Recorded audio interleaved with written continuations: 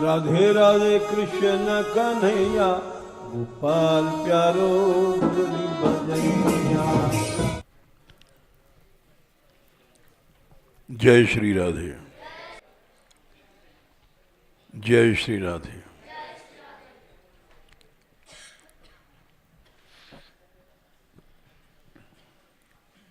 अभी हमको इन्होंने सूचना दिया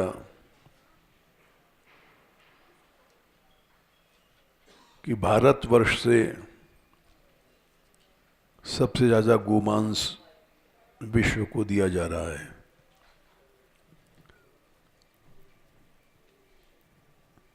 और पिंक रिवॉल्यूशन शब्द का प्रयोग किया इन्होंने। वो क्या होता है उसकी हमको जानकारी नहीं, लेकिन अंदाज से समझ गए कि उसी गो हत्या के बारे की बात है।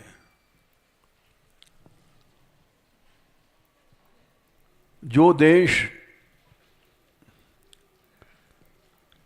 एक ही देश था संसार में गो भक्त, आज वो संसार में सबसे ज्यादा गो हत्यारा देश बन गया है।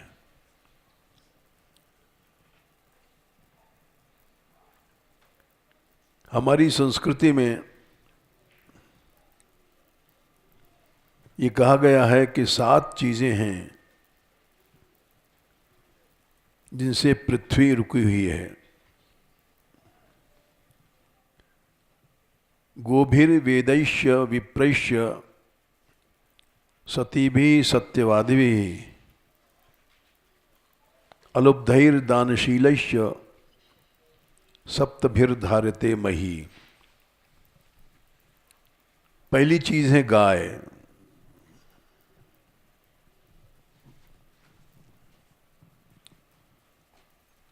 दूसरी चीज है गायों की महिमा जानने वाले गोसेवी विप्र ब्राह्मण।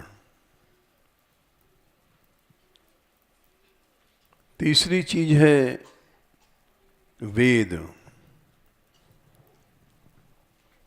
उससे ही सनातन ज्ञान संसार में प्रकट होता है।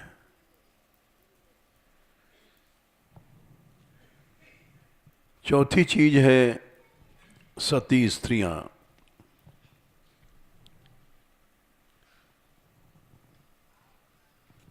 ये साक्षात देवी रूपा होती हैं।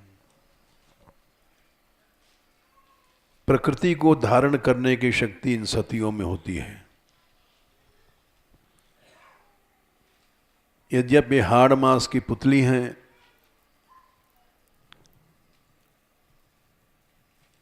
बाहर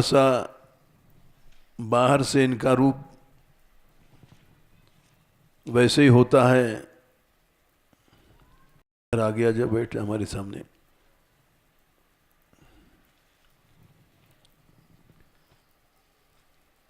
और किंतु इनमें पृथ्वी को धारण करने की शक्ति होती है।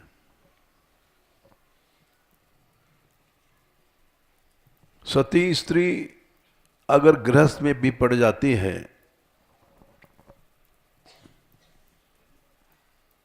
तो भी कोई बात नहीं है, क्योंकि उसकी एक निष्ठता उसको गृहस्थ भोगने पर भी पूज्य बना के रखती है।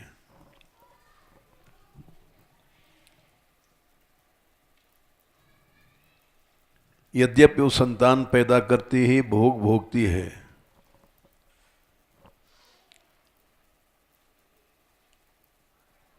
लेकिन उसकी महिमा इतनी है कि चारों वेद उसकी महिमा गाते हैं।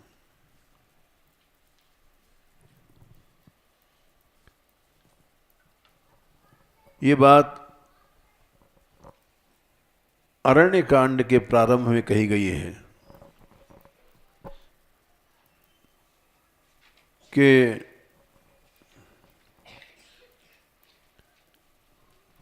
यद्यपि शरीर अधम है, पुरुष का हो या स्त्री को हो।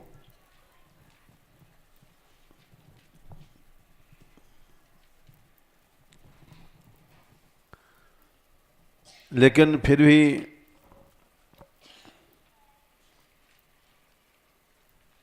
एक निष्ठता उसको इतना पूज्य बना देती है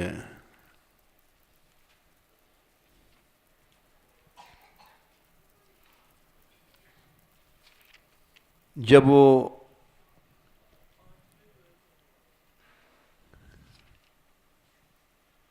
पांचवा है, सहज अपावन नारी। स्त्री का अंग अपवित्र कहा गया है। सहज माने जन्म से ही अपवित्र है। सहजाते इति सहजा। सहज उसको कहते हैं जो जन्म के साथ पैदा होता है। सहजायते इति सहजा। सह माने साथ। जो चीज हमारे साथ पैदा हुई है, आगंतुक नहीं है, वो सहज होती है।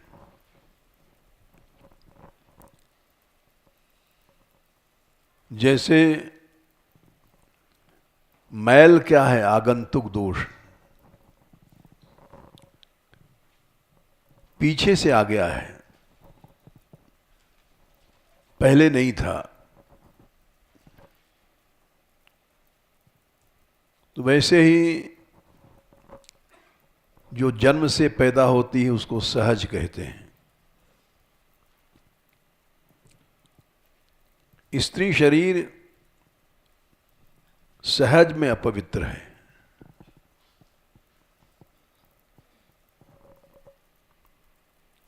बोले क्यों? पुरुष का भी शरीर गंदा है। स्त्री हो पुरुष हो, 12 मल हमेशा हर आदमी के साथ है। पुरुष है स्त्री है, 12 मल हमारे शरीर में भरे पड़े हैं। 12 मलों का गट्ठर है हमारा शरीर। 12 मल हैं, वसा शुक्र मसृंग मज्जा। चर्बी है, मल है। शुक्र वीर्य है, मल है। असृंग खून है, मल है। मज्जा हड्डी के भीतर जो गूदा है वो मल है। मूत्र पेशाब ये मल है। विट टट्टी ये मल है। कानों में से जो निकलता है खूंट या मैल वो मल है। नाक में से निकलता है मल है। मूत्र विट घ्राण कर्ण विट 4 4 8। मसा शुक्र मसृंग मज्जा। असृंग मने खूल, मज्जा मने हड्डी का गूदा। मूत्र विट घ्राण कर्ण विट 8। श्लेष्मा श्रु। श्लेष्मा कहते हैं कफ जो निकलता है मुंह से। 9। अश्रु मने आंख के आंसू, ये भी मल है। 10। दूषिका 11, जो लीक पड़ जाती हैं बालों के नीचे, जुआ फुआ ये सब, ये 11वां मल है।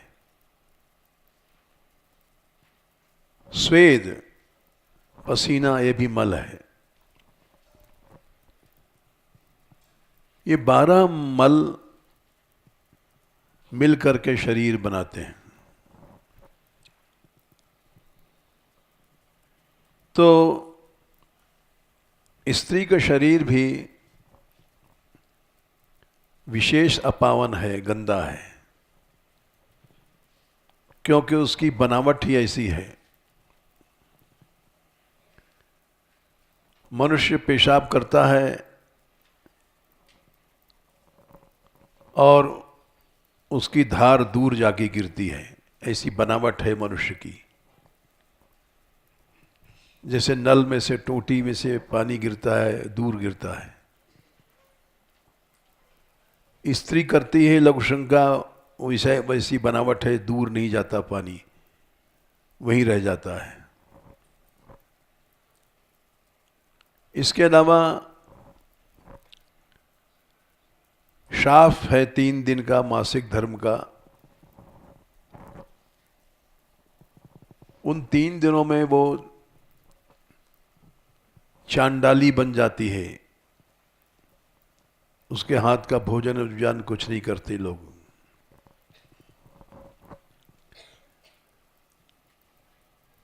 तो इसलिए कहा गया है सहज अपावन नारी। स्त्री का शरीर ऐसा है, सहज में अपवित्र है।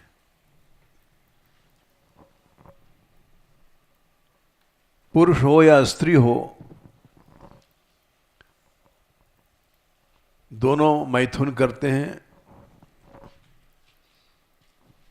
दोनों का रजवीर्य निकलता है, लेकिन धारण करती स्त्री। स्त्री शब्द स्त्रैंग धातु से बना है।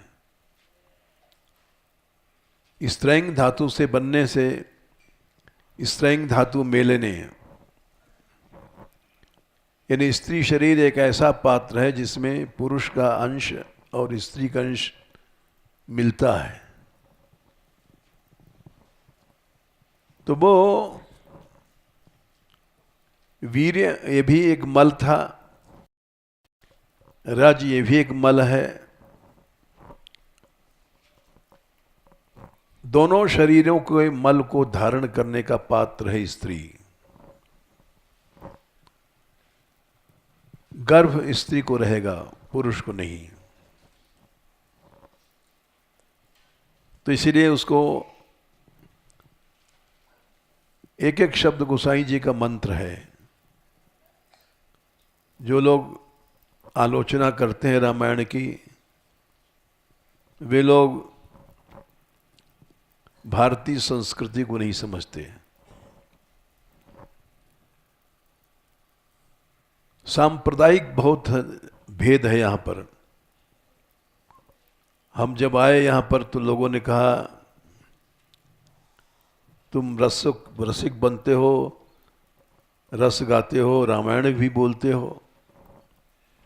तो हम चुप रहे। हम समझ गए कि ये मॉडर्न रसिक हैं,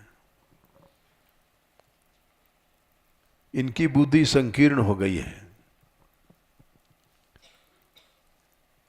और इनसे सावधान रहना चाहिए। हमारे बाबा ने पहले कहा था। यहाँ ये बहुत बड़ी बीमारी है रसिक बनने की, और इससे मनुष्य की बुद्धि संकीर्ण हो जाती है। आज उस विषय को भी हम लेंगे, समय मिला तो। न आज लेंगे तो कल लेंगे, क्योंकि इस दृष्टि से नहीं लेंगे कि हम किसी की आलोचना करते हैं। ताते मैं गुण दोष बिखाने, संग्रह त्याग न बिनु पहचाने। सबसे पहले रामायण में रामचरित्र लिखने के लिए गोसाई जी बैठे तो सबसे पहले खलों की वंदना किया।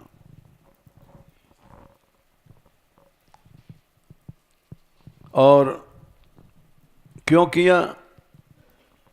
कोई उनसे पूछे कि भाई आप तो रामचरित्र गाने बैठे थे और ये आप क्या गाने लग गए?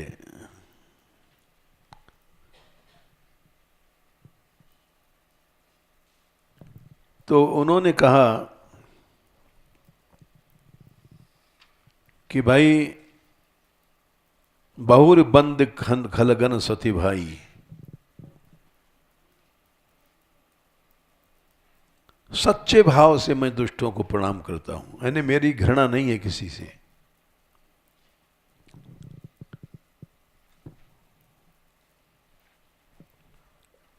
सच्चा भाव क्या है कि सब भगवान का रूप है, सिया राम में सब जग जानी।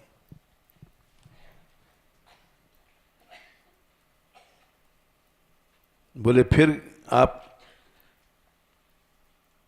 खलों का ही वर्णन क्यों कर रहे हैं? बोले तेते कछु गुण दोष बखाने, 5 के नीचे 6वां दोहा, संग्रह त्याग न बिनु पहचाने। संसार में जीव संग्रह करेगा, गुणों का करेगा, त्याग करेगा दोषों का। इसलिए रामचरित से पहले है ये चरित्र। भक्त बनना है तो भक्त तभी बनोगे जब भक्तों से के जैसे गुण होंगे। और हमारे गुण में तामस राजस है, तो भक्ति करने के बाद भी भक्ति राजस और तामस हो जाएगी। ये देखना चाहो तो 3 स्कंद के 29वें अध्याय में 8-9 भक्ति हम लोग राजस कर देते हैं और तामस कर देते हैं और फिर रसिक बनते हैं।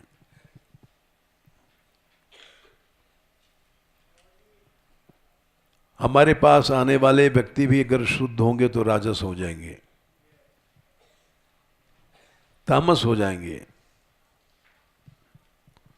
और उससे कभी भी निकल नहीं पाएंगे।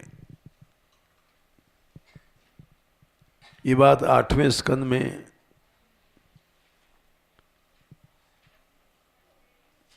ऐसा उपदेश गुरु देता है कि दुरत्यय तम को अंधकार प्राप्त कर लेता है शिष्य।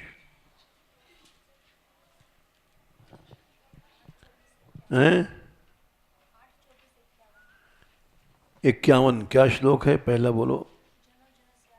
जनो जनस्यादृश्यते सतीम मतीम। 54 है, 24 का 51, 8, 24, 51। ये श्लोक 100% लागू है समाज में आजकल। यद्यपि ऐसा कहना नहीं चाहिए 100%, क्योंकि 100% में तो सारा समाज आ जाता है, लेकिन 100% मतलब अधिकांश तो हमारे जैसे गुरु हैं जो समाज को राजस तामस कर देते हैं भेद बुद्धि सिखा करके।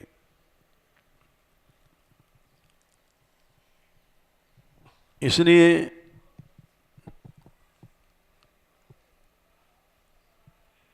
सबसे पहले गोसाई जी ने ये बातें कही कि रामचरित हमने छोड़ करके संतों का और खलों का चरित्र लिया। ऐसा न हो जाए कि तुम भक्त बनने के बहाने कहीं खल बन जाओ। ऐसा न हो जाए तुम रसिक बनने के बहाने कहीं राजस भक्ति में चले गए, तामस भक्ति में चले गए, और तुम खल बन गए तो समाज भी खल बन जाएगा। ऐसा न हो जाए कि साधु बनने के बाद पैसा इकट्ठा करने लग जाओ और उससे तुम्हारी निर्गुणा भक्ति तो नष्ट हो गई। तुम्हारे पास आने वाले जितने होंगे वो सब संग्रही बन जाएंगे। ऐसा न हो जाए कि तुम कहीं भोगी बन जाओ,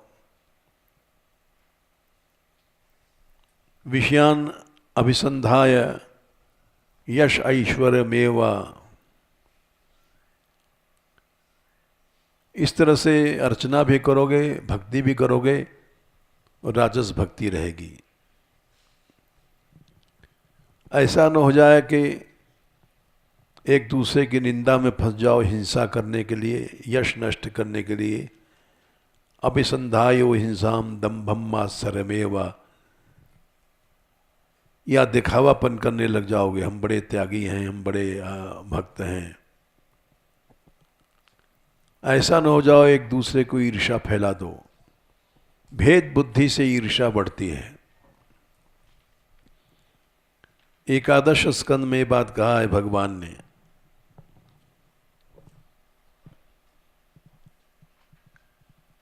कि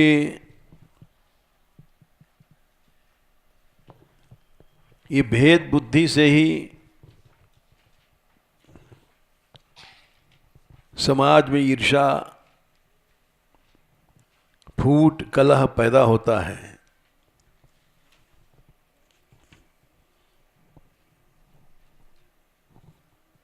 ग्यारह, 21, 19, 20 विशेष गुणाध्यासात पुंसः संगस्ततो भवे। देख लो आजकल क्या हो रहा है।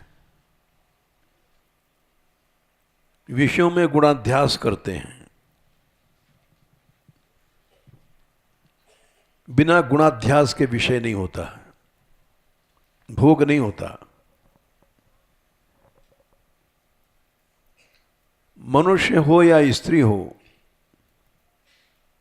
भोग तभी भोगता है जब विषयों में गुणाध्यास होता है। गुण क्या है? बड़ा मजा आएगा। सुख का की कल्पना ही गुणाध्यास है। गुणाध्यास के लिए लोग श्रृंगार करते हैं, क्रीम, पाउडर, लिपस्टिक। पुराने जमाने के से शरीर तो नहीं रहे कि स्वाभाविक लालिमा ओंठों में हो।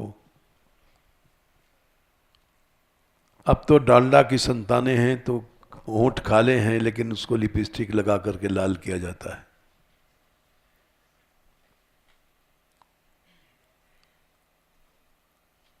गाल भी काले हैं दुर्बलता से, कमजोरी से, लेकिन गुलाबी पाउडर लगा करके यहाँ गाल को रेडिश दिया जाता है। ये सब क्या है? गुणाध्यास। वस्त्र भी ऐसे बने हैं कामुकता उत्पन्न करने के लिए। ऐसी चोलियां बनी हैं कि अपने आप मालूम पड़ेगा कि पुष्ट स्तन है, स्वर्ण कलश के समान है। और कलश वलश तो कुछ नहीं है, वहां थैला भी एक मुरझाया थैला भी नहीं है। भीतर गुणाध्यास के लिए ऐसा वेशभूषा बनाया गया, तो गुणाध्यास कहते हैं उसको। अपने को सजा करके, श्रृंगार करके ये दिखाना कि हमारा हर अंग बड़ा पुष्ट है और सुंदर है, इसको गुणाध्यास कहते हैं। विशेष गुणाध्यासात। अरे स्त्री पुरुष तो छोड़ो, हम लोग साधु लोग गुणाध्यास में फंसे हुए हैं। कथा कहने बैठते हैं तो बाल घुंघराले, नहीं तो मशीन से उसको घुंघराले बनाते हैं। कर्लिंग हेयर्स, मशीनें चल गई हैं जो ऐसा बना देती हैं कि वो बाल भी गंजा है, एक भी सिर में बाल नहीं है। और साइंस का चमत्कार है, गंजे की खोपड़ी में भी बाल पैदा हो जाता है। हेयर प्लांटेशन कहते हैं, साउथ में है, लेकिन वो बाल बढ़ते नहीं हैं, जैसे हैं वैसे रहेंगे। सारा संसार मिलकर के चांद का बाल नहीं बना सकता, सिर का एक बाल नहीं बना सकता। लेकिन फिर भी गंजापन मिट गया जब कलंक था। ये सब क्या है? गुणाध्यास। भगवान ने तुमको गंजा बना दिया तो उसमें क्या दोष है? लेकिन वो भगवान की करनी को झूठा करने के लिए नहीं, भगवान ने गंजा बनाया लेकिन हम तो बाल वाले हैं, सुकेशा हैं। तो ये सब गुणाध्यास है। मनुष्य प्रकृति से लड़ रहा है, ये दंभ है, दिखावापन है, भक्ति भक्ति नष्ट हुई। क्या आश्चर्य है कि हम लोग साधु बन करके वक्ता बनते हैं। बनो तो कोई हर्ज नहीं भाई, लेकिन जंजीरें पहनते हैं। कलयुग को धारण करके बैठते हैं अभ्यास बन करके। निर्लज्जता की पराकाष्ठा है। इसीलिए गोसाई जी ने कहा साक्षात कलयुग बैठा हुआ है, कथा कह रहा है। अशुभ वेश भूषण धरे, क्या है संख्या देखना, उत्तरकांड 101 के बाद है 98।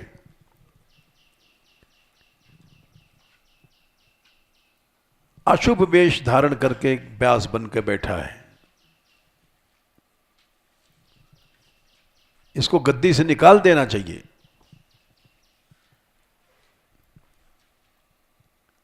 लेकिन पूज्य है संसार में, क्योंकि 20 लाख रुपए लेके कथा कहना आया है। जितना पैसा लेगा उतना ऊंचा स्टैंडर्ड का कथावाचक माना जाता है। 20 लाख रुपए लेकर के आया है, हल्ला मच गया शहर में।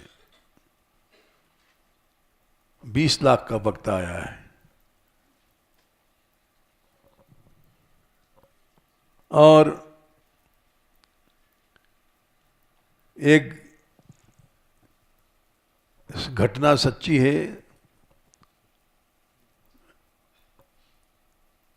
ब्रजवासियों में एक बार कोई अच्छा कलाकार तबलची आया हमारे चिकसोली में, फतेह स्वामी की रास मंडली में।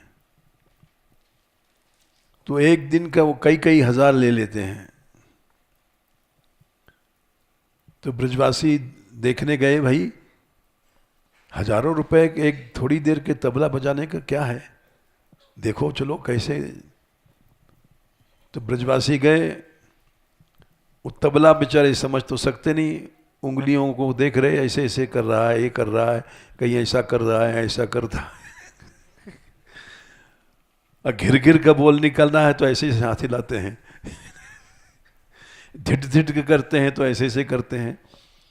तो घिर घिर धिट धिट तो को समझा नहीं ब्रजवा। बोले अरे भैया बेकार गई है, लाख रुपया बेकार गए। ढिंग मारी के बीच के आगे बढ़ा दिया उंगली, के बीच में मार दिया, बस इसी के 1 लाख रुपया लग गया। दुनिया कैसी मूर्ख है। तो वैसे 20 लाख रुपए का हल्ला इतना कथावाचक आया, कुछ नहीं, ढिंग मारी के बीच।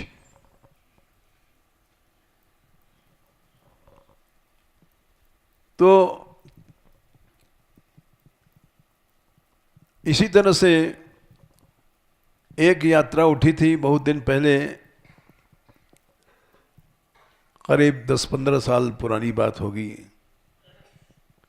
उसी यात्रा से हमने शिक्षा लिया। उसमें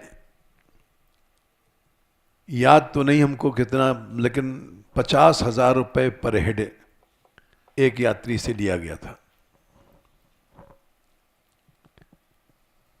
40 साल पुरानी बात है, शायद ज्यादा होगी। हैं? अच्छा अच्छा, खैर जो भी है, पुरानी बात है। तो 50,000 रुपये पर हेड, तो 50,000 उन्होंने लिया तो किसी बात के लिए लिया। उसमें हेमा मालिनी आई थी मीरा बन के नाचने एक दिन के लिए, और नामी का कथावाचक मुरारी बाबू भी आए थे एक दो दिन के लिए। और उसमें बहुत बड़ा इंतज़ाम था, पहरा था, स्पेशल तंबू थे, यानी 50,000 रुपये लिया तो कुछ काम किया उन्होंने। उसमें यात्रा की गलियां अलग थीं, तंबू अलग थे, डबल उसकी छत होती है, हमें तो पता नहीं, लेकिन बनाने वाले कहते हैं उसमें गर्मी उर्मी नहीं आती ऊपर से, और नीचे कालीनें बिछी हुई हैं। हर तंबू के आगे एक पहरादार खड़ा हुआ है। तो बड़े बड़े लोग आए। हम तो खैर देखने नहीं गए थे क्योंकि हम आलसी आदमी हैं।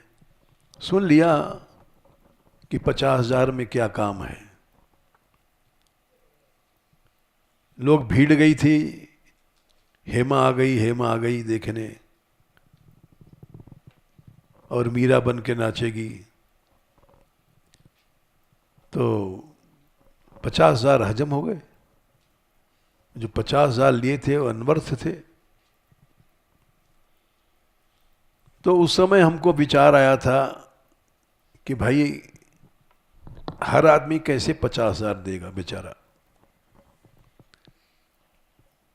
हमारी यात्रा में ऐसे ऐसे यात्री आई हैं गरीब बंगाल के, जो जाते समय आंसू बहाते थे, अब भी आते हैं। तो एक यात्री 4 आना भेंट करके 2 फूल लेकर के चला गया। उसकी चवन्नी हमने सिर पर रखा। ये 4 आने नहीं, 4 करोड़ के बराबर हैं। इसने बेचारे ने 4 आना दिया है।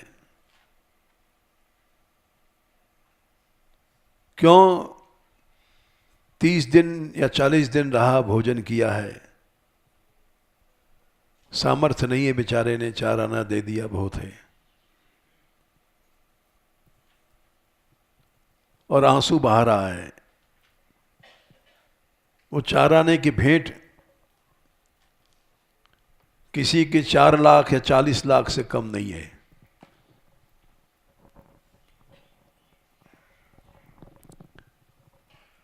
इसीलिए निःशुल्क यात्रा का जन्म हुआ।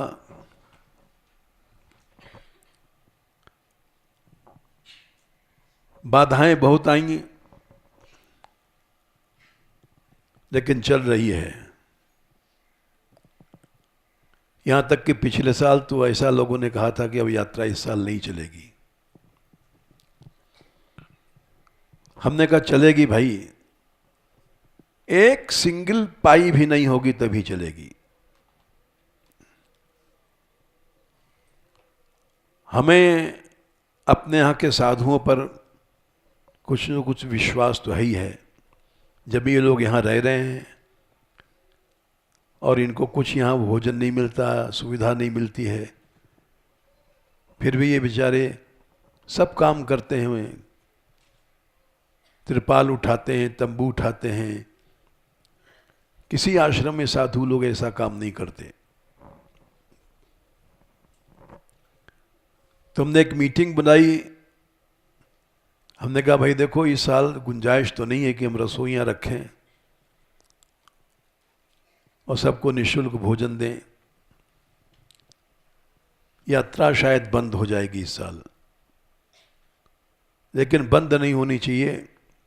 हमारा विचार है, हम जब यहाँ अकेले रहते थे किसी ज़माने में, तो 7-7 साधु आ जाते थे एक साथ बाहर से, 9-9, और अकेले भिक्षा मांगने वाले, और सबकी पूर्ति भगवान कर देता था।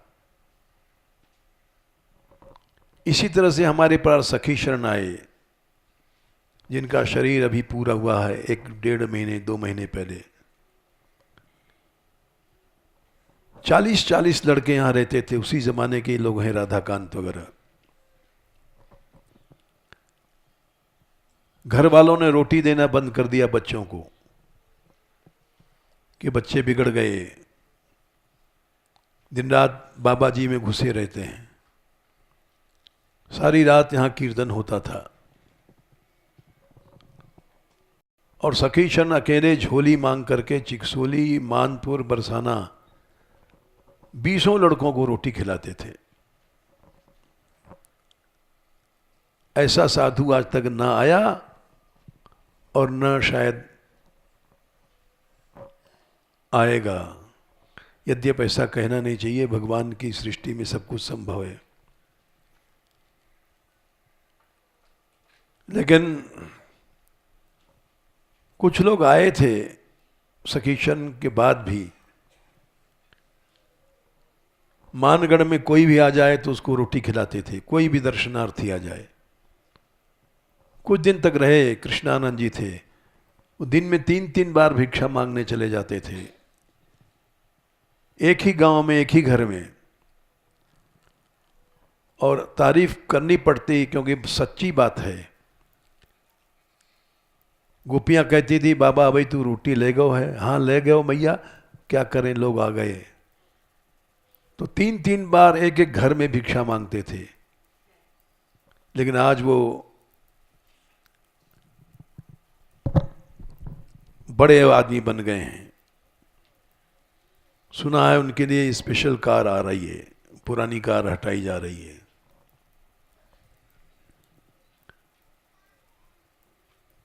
ये सब बातें हमारे साथ, हमने मीटिंग किया, हमने कहा भाई अभी तो इतने गरीब हम नहीं हैं, गाड़ियां हैं, गाड़ियां दे देंगे। एक एक साधु गाड़ी में बैठ के 5-5, 10-10 गांव में भिक्षा मांगो, और 15,000 आदमियों को भोजन देना कोई बड़ी बात नहीं है। सब साधु तैयार हो गए, बोले हाँ ठीक है भिक्षा मांग लेंगे।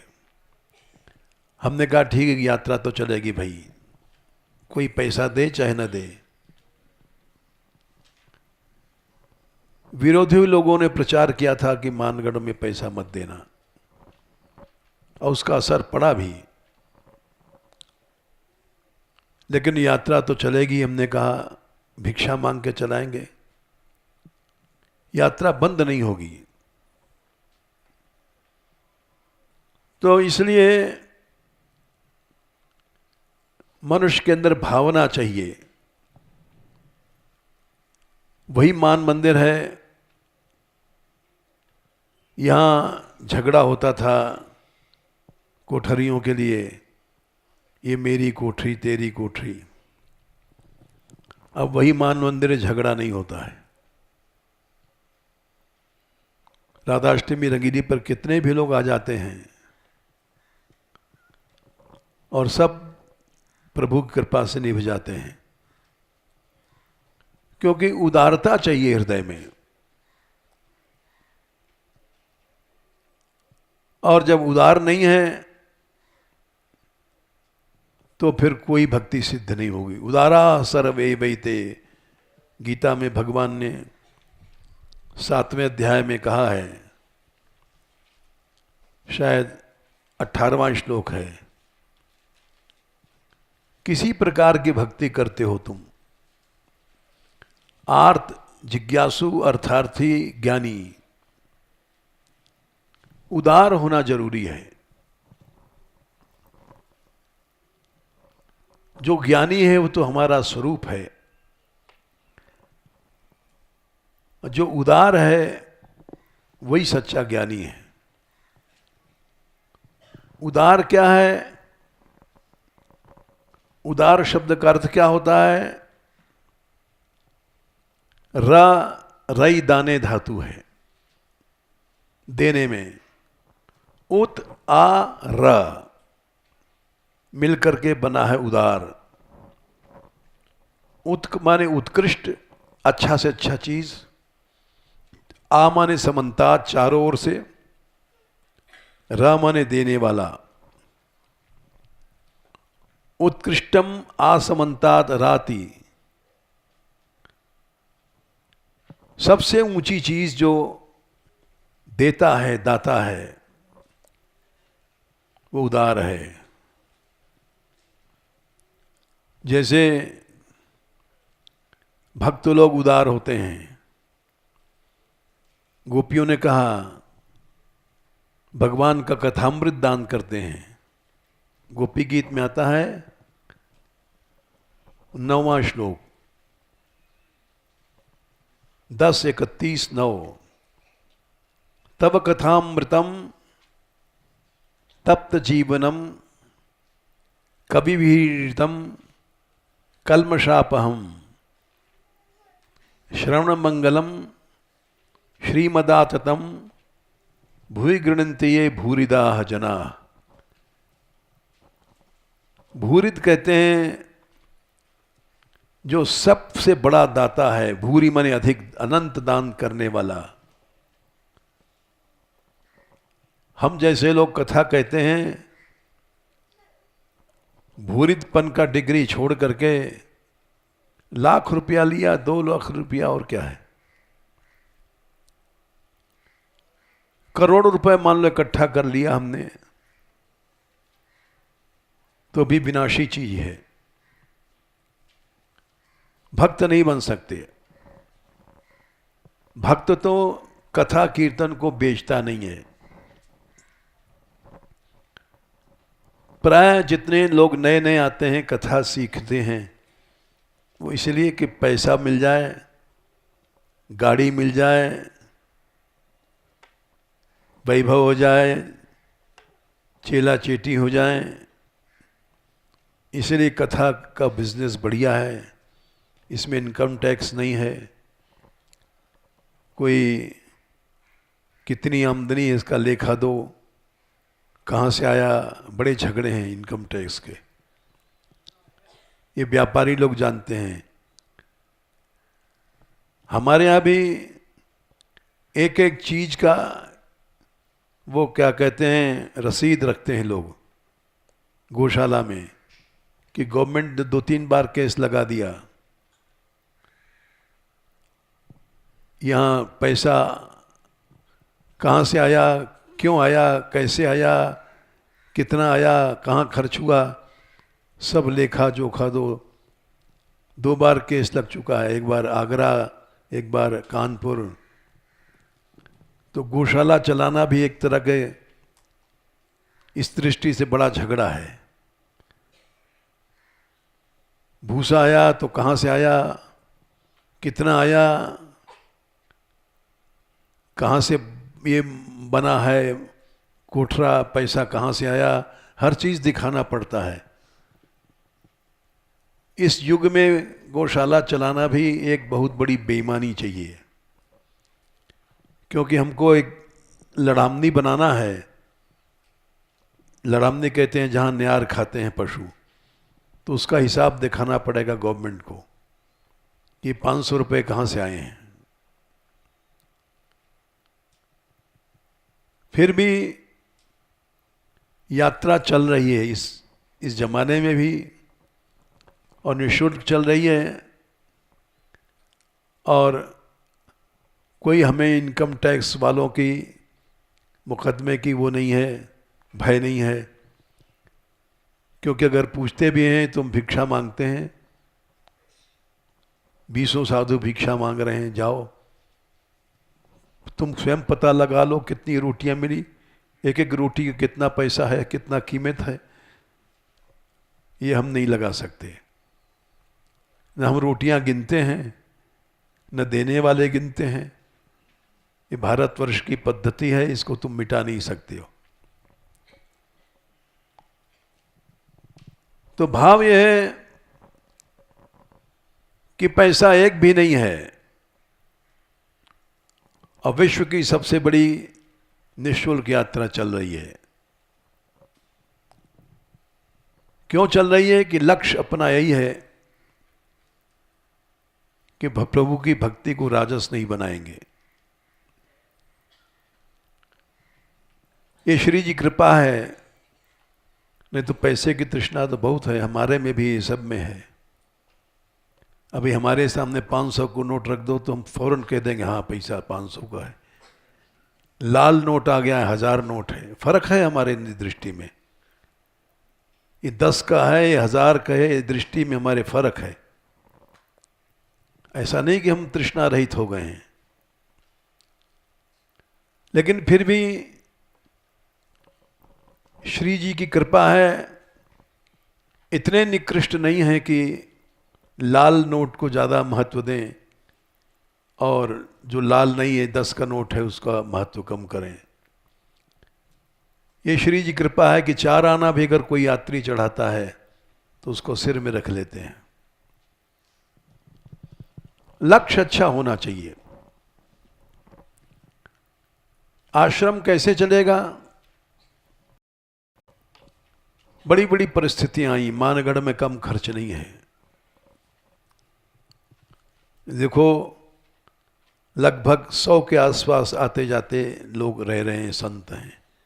150 के आसपास लड़के हैं, छोटे बच्चे सामने बैठे। 100 के आसपास लड़कियां हैं, और जाने कितने लोग आते हैं जाते हैं रोज। किसी को मना नहीं किया जाता, और रब पूरा पड़ रहा है। हम तो समझ रहे थे कि 1000 रुपए में लहंगा बनता है, हमको राधा कान ने कल बताया 4-4 हजार रुपए में लहंगे बन रहे हैं। हमको अभी पता नहीं रहा कितने में कपड़ा आ रहा है।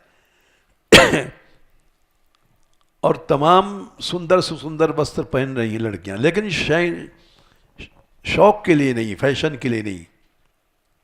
4000 नहीं, 4 लाख का भी कहे बन जाए तो कोई हर्ज नहीं, क्योंकि प्रभु की सेवा में काम आ रहा है। गोपी भाव में सब ठीक है। जो चीज प्रभु के लिए है वो सब सुंदर है, शुद्ध है, दिव्य है। और जो प्रभु के लिए नहीं है वो चाहे करोड़ है, मिट्टी है, उसका कोई कीमत नहीं है। कई बार लोगों ने आपत्तियां किया कि यहां इतना खर्च क्यों होता है, कैसे आता है। हमने कहा ये सब हम नहीं जानते। देने वाला भगवान है, उसे पूछो जाकर के। हमारे पास इनकम टैक्स का कोई लेखा जोखा नहीं है, चल रहा है, रुका नहीं काम। मंदिर में कई लाख के बिल आ गए बिजली के। बिजली तो जरूरी है भाई, यहाँ पानी आ रहा है, इतने लोग रह रहे हैं, पढ़ते हैं, रोशनी है। लेकिन कभी मांगना नहीं पड़ा किसी से, भाई इतना लाख का बिल आया है। सब चल रहा है, क्योंकि भगवान की दया है कि हमारी नियत बचाने की नहीं है, हमारी नियत संग्रह की नहीं है कि बच जाए और संग्रह करें। बस यही एक ऐसी चीज है जो सब कुछ चला रही है। बिन मांगे मोती मिले, मांगे मिले न भीख। हैं? बोलो बोलो कब। हाँ, राम अमल माते रहें,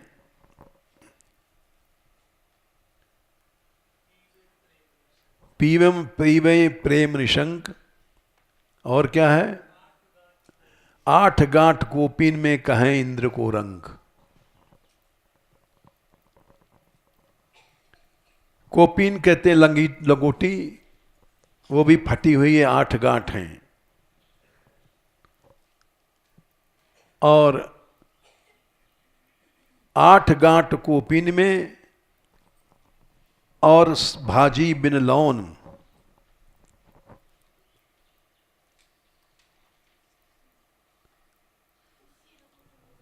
तुलसी रगभर ही बसाएं, कहें इंद्र को, इंद्र बापरो कौन। यह है भक्ति के मार्ग। साग में डालने के लिए नमक भी नहीं है। नमक नहीं है तो बिना नमक के साग खा लिया। और कोपिन फट गई है, 8 जगह से गांठ लगी हुई है। लेकिन कहते हैं इंद्र दरिद्र है, इंद कुछ नहीं, दलिद्र है, रंक है। गोधन गजधन बाजधन और रतन धन खान, जब आवे संतोष धन सब धन धूर समान। सब धन मिट्टी है। ये संसारी लोग मिट्टी को इकट्ठा करते हैं और मिट्टी में मिल जाते हैं। मिट्टी को इकट्ठा किया, जन्म मिट्टी में गंवाया और मिट्टी को जोड़ करके चले गए। मिट्टी मिट्टी मिल गई, तुम खुद मिट्टी मिल गए। तो भगवान की कृपा बनी रहे और संतोष रूपी धन लिखा है कि सदा संतुष्ट मनसः सर्वा सुखमया दिशा। 7वें स्कंद में 15वें अध्याय में, संख्या याद नहीं रहती है,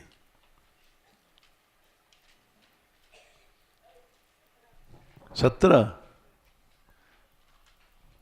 सीख लो, दुनिया के सबसे बड़ी पैसे वाले बन जाओगी, वह बन जाएंगे जो लोग इसको सीखेंगे। सदा सुख मिलेगा। दशों दिशाओं में कोई चला जाएगा, इस मंत्र को लेकर के सदा सुखी रहेगा। दसों दिशाएं माने इंग्लैंड अमेरिका नहीं, आकाश में चले जाओ, पाताल में चले जाओ, सदा संतुष्ट मनसः। ये सब श्लोक नहीं, ये मंत्र हैं। शर्करा कंटकादिभ्यो यथोपानत पतः शिवम।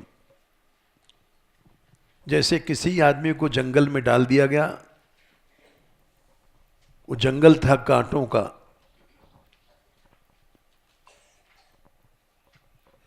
क्योंकि तुम लोग भी कथा कहने जाती हो गांव में, तो कहीं ऐसा न हो कि कांटों के जंगल में कांटे चुभ जाएं।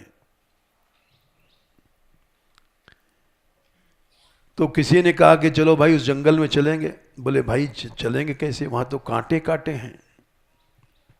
बोले कुछ नहीं है, एक मजबूत जूता पहन लो और फिर सारे जंगल में घूम आओ, कुछ नहीं होगा। शर्करा कंकड़ बहुत है, ठोकर लग जाएगी, कुछ नहीं, मजबूत जूता है।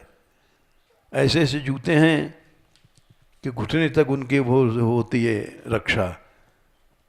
सर्पों को पकड़ते हैं लोग, सर्पों के जंगल में चले जाते हैं, सर्प भी काटता है, कुछ नहीं होता है।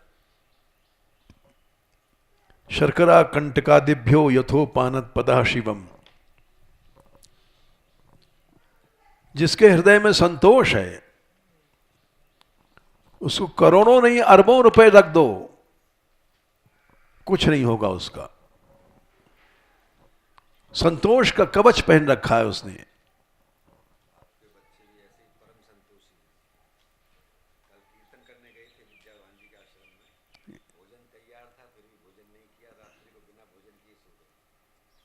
कहाँ गए थे? हमें पता नहीं कब गए थे।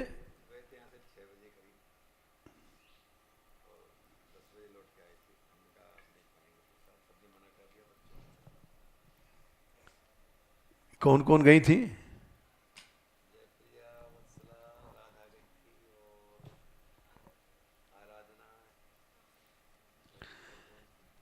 सब लड़कियां गई थी और बना हुआ भोजन छोड़े आई। तो इसलिए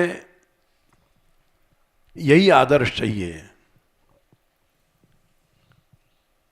तभी ये ब्रह्म यज्ञ चल रहा है।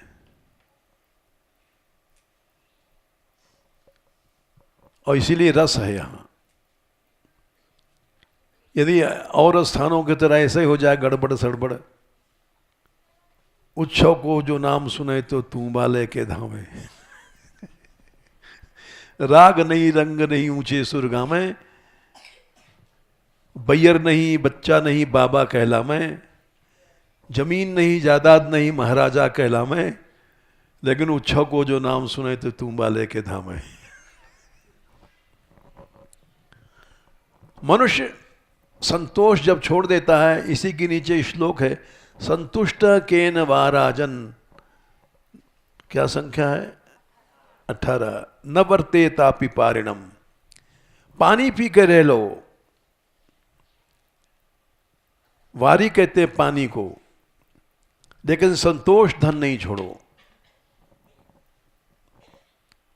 अगर संतोष धन छोड़ दिया तो कुत्ते बन जाओगे।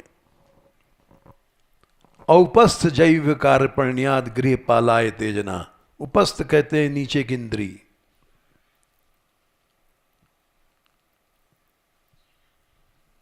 और जीव्या कहते हैं जीव। ये दो इंद्रियां आदमी को कुत्ता बना देती हैं। आदमी है तो कुत्ता बन जाएगा, स्त्री है तो कुतिया बन जाएगी। ये निश्चित है बात। ये एक एक अक्षर मंत्र हैं। ये यही चीज है जिसने हम जैसे लोगों को कुत्ता बना दिया है। हम आज समझ रहे हैं कि हम साधु हैं, लेकिन भीतर झांक के देखो तो मालूम पड़ेगा हम कुत्ते हैं। एक एक शब्द सही है। औपस्थ जैव कार्पण्या गृहपालाय तेजना, गृहपाल कहते हैं जो घर की रक्षा करता है, कुत्ता। मनुष्य कुत्ता कब बनता है? जीभ और नीचे की इंद्री ये कृपण बना देती है। कृपण शब्द की बड़ी भारी परिभाषा है। समय हो गया, इतना ही कहेंगे। संतोष और असंतोष। असंतोष है तो वो कृपण है, संतोष है तो वो कृपण नहीं है, उदार है। हाँ, अच्छा 5 बात, हाँ सुन लो। गोभी श्लोक लिख लो, विप्रैश्च वेदैश्च 3, सती भी सत्यवादी 5, सती और सत्यवादी पुरुष लोग, पुरुष हो स्त्री हो, सच बोलना, सच करना, सच कहना, सती भी सत्यवादी भी 5 हुए। अलुब्धई 6, दानशीले च 7। अलुब्ध मने जिसके अंदर लोभ नहीं है। किसी के रूप को देखा, लोभ आ गया, संयम टूट जाएगा। किसी के पैसे को देखा, लोभ आ जाएगा, सोच लेंगे इससे निकाल लें, कितना निकाल लें। लोभ नहीं है अलुब्ध में उन्हें किसी प्रकार का लोभ नहीं, न खाने के, न पीने के, न पहनने का, न उड़ने का। मोती मूंगार उतार बनमाला पोई, मेरे तो गिरधर गोपाल दूसरा न कोई। और क्या है?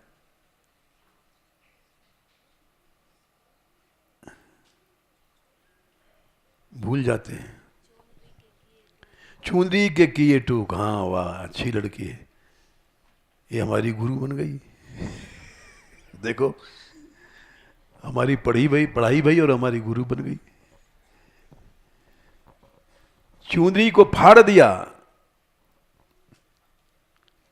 महारानी थी, जड़ाव की चुंदरी थी, उसको टूक टूक कर दिया। ऐसा नहीं फाड़ा कि 1-2 दिखाने के लिए सबको, टूक टूक कर दिया। और लोई, गंदी लोई, ऊनी जो सबसे 3rd क्लास कंबल, उसको लोई कहते हैं। तो ये क्या है? संतोष धन है। ऐसी मीरा बनना चाहिए। नाम तो बहुत लोग रख लेते हैं, मीराबाई हैं, मीराबाई हैं, लेकिन मीराबाई हैं इसलिए पहले शैम्पू लाओ इनको। पहले ये लाओ, स्पेशल साबुन लाओ, लक्स भी विदेशी। मीराबाई रुकी हुई हमारे यहाँ। हाँ, जहाँ रुकती हैं वो लोग बताते हैं कि वृंदावन की मीरा हमारे यहाँ रुकी हैं, तो ऐसा ऐसा इंतजाम ने किया है। ठीक है भाई, ज़रूरी है, इसलिए जय श्री राधे।